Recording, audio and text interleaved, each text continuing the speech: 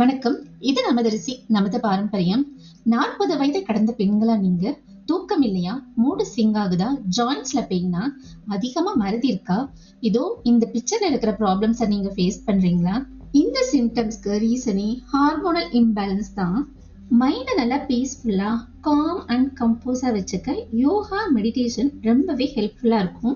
40 வயதை கடந்தாலே ஃபுட் விஷயத்துல கூடுதல் கவனம் அவசியம்.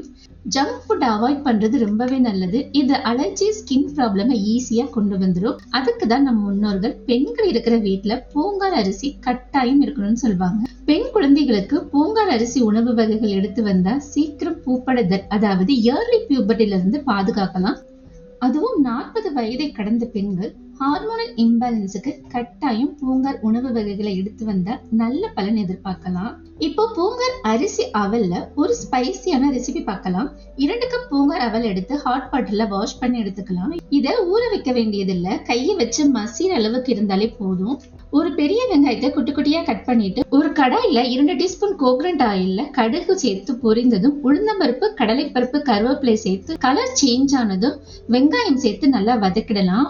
ஒரு கைப்பிடி அளவு துருவன தேங்காய், கொஞ்சம் பெருங்காயம் சேர்த்து ஸ்டவ் ஆஃப் பண்ணிக்கலாம்.